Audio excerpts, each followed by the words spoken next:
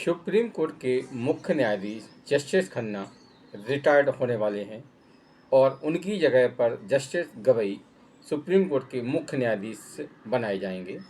जल्द ही गवई जी मुख्य न्यायाधीश पद की शपथ लेंगे। लेकिन जस्टिस गवई के सामने एक अभूतपूर्व संकट है। ये संकट जस्टिस आपका जो संकट है वो है जस्टिस यशवंत वर्मा के केस वाला है। ये एक ऐसा संकट है कि जिसको लेकर न्यायपालिका काफ़ी मुश्किल में दिखाई दे रही है, खास तौर से supreme court. Sanjay express news में मैं संजय शंकर गुप्ता आपका बहुत बहुत स्वागत करता हूं। बेल आइकन प्रेस करें ताकि हमारे नए वीडियोज आपको मिलते रहें।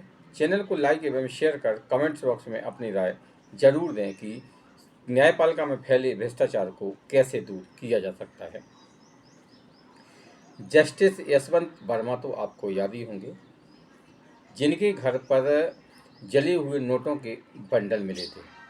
ये दिल्ली हाई कोर्ट के न्यायाधीश थे और इनके घर पर आपको पता होगा कि कुछ महीनों पहले आग लगी थी और आग में जब फायर ब्रिगेड वहाँ पर आग बुझाने गई तो आग बुझाने के बाद में वहाँ पर 500 रुपये के जले हुए नोट मिले थे। इस नोट के लेकर पूरे देश भर में हंगामा हुआ और वीडियो बाद में पहले तो ये वीडियो और रुक गए, लेकिन फिर सुप्रीम कोर्ट ने खुद ये वीडियो जारी किए। तत्कालीन मुख्य न्यायाधीश सुप्रीम कोर्ट के जस्टिस खन्ना ने एक जांच कमेटी बनाई जिसमें 5 राज्यों के हाई कोर्टों के मुख्य न्यायाधीश शामिल थे। इस कमेटी ने जो रिपोर्ट दी उस कमेटी में जसवंत वर्मा को दोषी पाया गया और रिपोर्ट में जसवंत वर्मा के खिलाफ जो भी आरोप लगे थे, जो नोटों के बंडल वगैरह मिले थे, उसमें केस में इनको दोषी ठहराया गया, दोषी माना गया। तो सुप्रीम कोर्ट के जो मुख्य न्यायाधीश थे जस्टिस खन्ना जी, उन्होंने जस्टिस वर्मा के सामने 2 ऑप्शन दिए कि आप अपने पद से इस्तीफा दे दीजिए या फिर आप महाभियोग के लिए तैयार रहिए। अब जस्टिस वर्मा की बेशर्मी आप देखिए कि जस्टिस वर्मा ने इस्तीफा देने से मना कर दिया। अब न्यायपालिका के सामने सुप्रीम कोर्ट के सामने एक ही रास्ता रह गया था कि वो महाभियोग के लिए सिफारिश करें और सुप्रीम कोर्ट ने वही किया। सुप्रीम कोर्ट ने महाभियोग चलाने के लिए राष्ट्रपति और प्रधानमंत्री के पास में पत्र लिखा और रिपोर्ट भेज दी। लेकिन महाअभियोग चलाना इतना आसान नहीं है।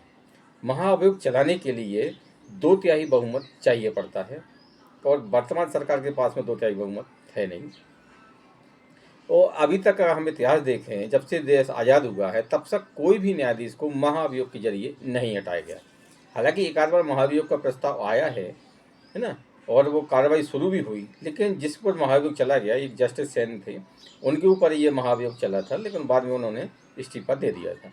अब जस्टिस वर्मा की बेशर्मी आप देखिए कि आपको सात सम्मान इस्तीफा देने के लिए कहा जा रहा था, लेकिन आपने इस्तीफा देने से मना कर दिया।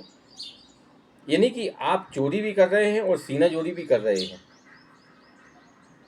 लेकिन एक सवाल अब सभी के जहन में उठेगा कि जो न्यायपालिका यानी कि हमारी अदालतें, कोर्ट आम आदमी के लिए न्याय का एक मंदिर होती हैं, न्याय करता है। जब कोई भी केस हो या क्रिमिनल केस हो या फिर दीवानी केस हो या भ्रष्टाचार केस हो, हर मामले में सुप्रीम कोर्ट, आप सुप्रीम कोर्ट हो या हाई कोर्ट हो या निचली कोर्ट हो, पूरी न्याय प्रक्रिया चलती है और न्याय करते हैं। तो क्या एक अपने जस्टिस के ऊपर सुप्रीम कोर्ट न्याय नहीं कर पा रहा है? न्यायपालिका इतनी मजबूर क्यों है?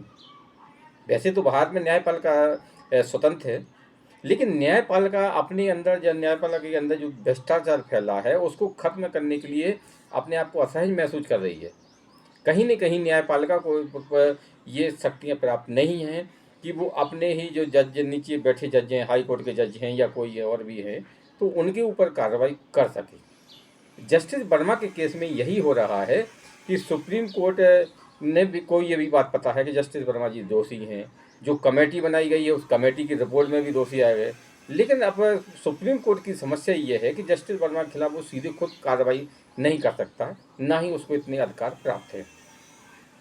अब महाअभियोग की प्रक्रिया तो बहुत जटिल है ना।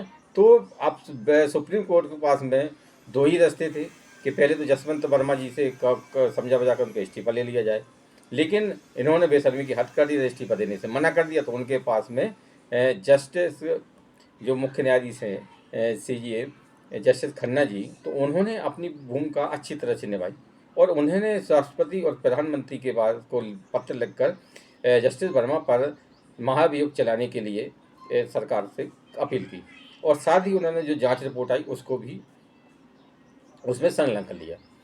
हमारे उपराष्ट्रपति माननीय धनखड़ जी ने भी यही सवाल किया था कि जब ये मामला सामने आया था तो उनका कहना था कि सुप्रीम कोर्ट ने जो जांच कमेटी बनाई है उसको कोई अधिकार प्राप्त नहीं है, और यही हुआ भी। जांच कमेटी ने अपनी रिपोर्ट दे दी, सब कह दी, लेकिन सुप्रीम कोर्ट भी उनके ऊपर कोई कार्रवाई नहीं कर पाया। होना तो ये चाहिए था कि अगर सुप्रीम कोर्ट को पावर ये होना चाहिए था, या फिर जो जानकार हैं हमारे वो सुप्रीम कोर्ट को क्या पावर है क्या नहीं है वो तो हमारे माननीय न्यायाधीश वगैरह जी जानते हैं, विद्वान न्यायाधीश जानते हैं। लेकिन मेरे अनुसार तो ये होना चाहिए था कि अगर कोई भ्रष्टाचार में दोषी है तो जिस तरह से आम आदमी के खिलाफ न्यायपालिका कार्रवाई करती है और सज़ा सुनाती है, वैसा ही इनके साथ में होना चाहिए। क्योंकि हमारे देश में संविधान में ये कहा गया है कि संविधान में सबके लिए बराबर है, कोई भी छोटा बड़ा नहीं है। तो फिर ये संविधान में सब बराबर कैसे हो गए?